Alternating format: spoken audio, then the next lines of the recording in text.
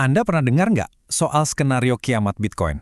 Katanya, suatu hari nanti bakal ada komputer kuantum super canggih yang tiba-tiba muncul dan dalam sekejap ngancurin semua keamanannya.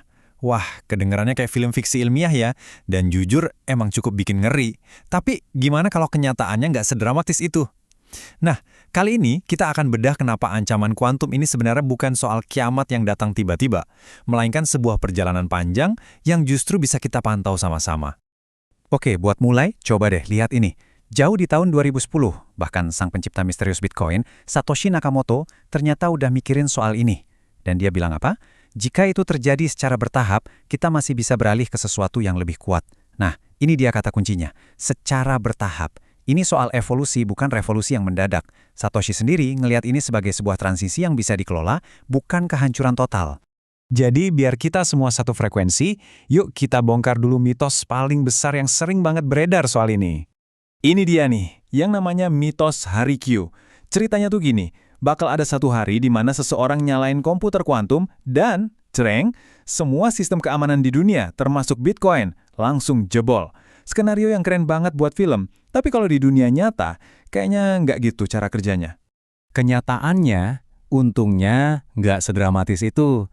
Justru ini lebih mirip sebuah perjalanan. Coba bayangin deh, perkembangan internet atau mobil kan nggak terjadi dalam satu malam kan. Bakal ada banyak banget kemajuan-kemajuan kecil, penemuan yang dipublikasikan, dan pencapaian-pencapaian yang bisa kita lihat dari jauh. Ini semua ngasih kita waktu yang cukup buat bersiap-siap. Oke, jadi kalau ngomongin kerentanan, sebenarnya bagian mana sih dari Bitcoin yang jadi sasaran utama? Yuk kita lihat lebih dalam. Gampangnya, Bitcoin itu punya dua lapis perisai kriptografi. Perisai pertama itu fungsi hash yang dipakai buat nambang dan nyusun blok-blok transaksi. Nah, kabar baiknya, bagian ini dianggap cukup aman dari ancaman kuantum saat ini. Terus, yang jadi perhatian utama itu perisai kedua, kriptografi kurva eliptik atau ECC.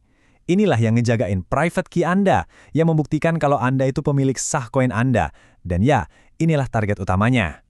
Kalau lihat sekilas, angka sekitar 35% Bitcoin yang rentan itu kedengarannya serem ya. Tapi, tunggu dulu.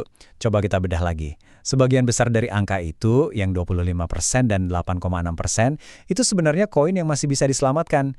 Pemiliknya bisa kok mindahin koinnya ke alamat yang lebih aman nanti. Jadi, yang benar-benar terjebak dan rentan, itu cuma sekitar 1%, yaitu koin-koin di alamat super lama, yang kemungkinan besar kuncinya udah hilang selamanya. Nah, ini nih angka yang paling penting buat diingat. Buat bisa ngejebol satu aja kunci Bitcoin, sebuah komputer kuantum itu butuh setidaknya 2330 qubit logis yang stabil. Tahu nggak kita sekarang punya berapa? Sistem eksperimental terbaik yang ada saat ini baru sekitar 100-an. Jadi jaraknya itu masih kayak langit dan bumi. Ini bukan lompatan kecil, ini lompatan raksasa yang butuh waktu. Oke, jadi daripada kita pusing mikirin hari Q, yuk kita ganti cara pandangnya. Kita petakan aja perjalanannya jadi 5 tahap yang jauh lebih realistis. Dengan begini, kita jadi tahu kita ada di mana sekarang dan apa yang bakal terjadi selanjutnya. Yuk kita lewatin satu persatu. Tahap 0, itu kondisi kita sekarang. Mesinnya ada, menarik buat penelitian, tapi nggak ngancam sama sekali. Masuk tahap 1, nah, mesinnya mulai berguna buat sains, kayak buat temuin obat baru, tapi buat bobol kripto, masih jauh. Lanjut ke tahap 2. Ini kayak tembakan peringatan pertama, di mana sistem enkripsi yang udah tua dan lemah mulai bisa dijebol. Nah, di tahap 3, disinilah risikonya mulai nyata buat Bitcoin, di mana kunci bisa dipecahkan, walaupun mungkin butuh waktu lama. Dan terakhir, tahap 4.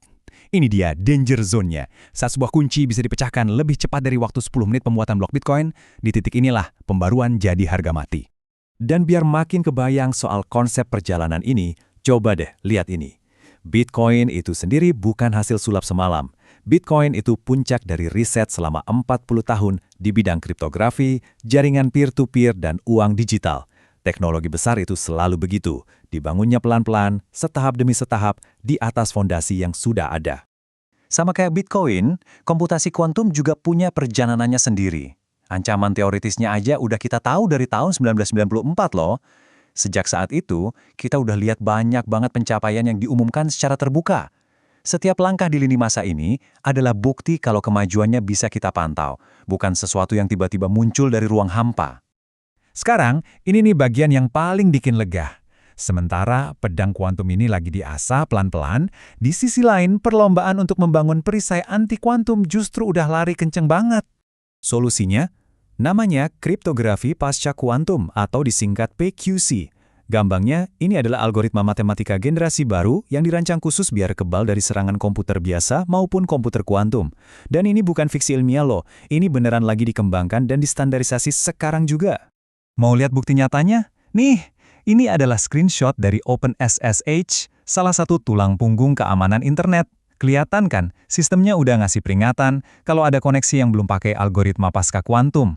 Ini nunjukin kalau PQC itu bukan lagi cuma di atas kertas, tapi udah mulai diterapkan di infrastruktur penting yang kita pakai sehari-hari. Perlombaan buat upgrade ini udah lari kencang banget. NIST di Amerika misalnya udah meresmikan standar PQC pertama. Perusahaan-perusahaan teknologi besar juga udah mulai mengintegrasikannya. Bahkan ada kemungkinan besar koneksi internet yang lagi Anda pakai sekarang buat nonton ini, itu udah dilindungi oleh PQC. Intinya, perisainya dibangun jauh lebih dulu sebelum pedangnya benar-benar tajam. Oke, kalau solusinya udah ada, terus masalahnya di mana dong? Nah, ini dia, menerapkan solusi ini ke internet itu satu hal, tapi menerapkannya ke jaringan global terdesentralisasi kayak Bitcoin, wah, itu cerita yang sama sekali beda. Kalau perusahaan kayak Google kan bisa aja langsung nge-push update ke semua penggunanya. Bitcoin nggak bisa, butuh konsensus. Semua orang di seluruh dunia harus setuju dulu. Selain itu, perubahannya harus super efisien karena ruang di blockchain itu mahal banget. Dan yang paling penting, ngutak-ngatik kode inti Bitcoin itu risikonya super tinggi. Ini kan sistem bernilai triliunan dolar, salah dikit aja bisa fatal. Kutipan ini benar-benar pas buat ngegambarin tantangannya. Osifikasi, itu proses di mana sesuatu jadi kaku dan keras kayak tulang. Nah, sifat Bitcoin yang super hati-hati dan bergerak lambat ini, di satu sisi, itu yang bikin dia kuat dan stabil. Tapi di sisi lain, sifat yang sama ini juga yang bikin dia jadi lebih susah buat beradaptasi dengan cepat. Ini pedang bermata dua.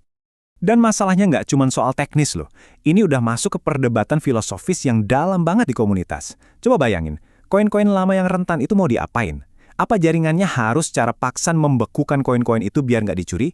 Tapi kalau gitu bukannya itu malah melanggar prinsip dasar Bitcoin sendiri soal kepemilikan mutlak? Ini masalah politik dan sosial yang rumit banget. Jadi, dengan semua kerumitan ini, kira-kira akhir ceritanya bakal gimana? Coba deh kita lihat 3 kemungkinan skenario yang paling masuk akal. Pertama, skenario pesimis. Tiba-tiba ada terobosan kuantum. Wah, ini bakal bikin panik. Semua orang bakal buru-buru melakukan pembaruan dan hasilnya mungkin nggak sempurna. Kedua, skenario optimis. Kemajuan kuantum malah mandek atau lambat banget, ngasih Bitcoin waktu puluhan tahun buat nyiapin pembaruan yang matang dan sempurna. Nah, yang ketiga, skenario yang paling mungkin terjadi, yaitu yang seimbang. Kemajuan kuantum berjalan sesuai prediksi saat ini. Ini bakal maksa komunitas Bitcoin buat melakukan pembaruan yang sulit, yang pasti bakal kontroversial, tapi tepat waktu sebelum ancamannya jadi terlalu gawat. Jadi, kita tutup dengan pertanyaan ini buat kita renungkan bareng-bareng. Kalau kita lihat ke depan, tantangan sebenarnya mungkin bukan soal nemuin kriptografi yang lebih canggih. Teknologi buat ngelawannya itu ada dan terus berkembang. Tantangan terbesarnya mungkin ada di sifat manusia. Gimana caranya menyatukan jutaan orang di seluruh dunia untuk setuju sama satu perubahan besar. Jadi, pada akhirnya, musuh terbesar Bitcoin mungkin bukan teknologi kuantum, tapi justru tantangan untuk mencapai konsensus.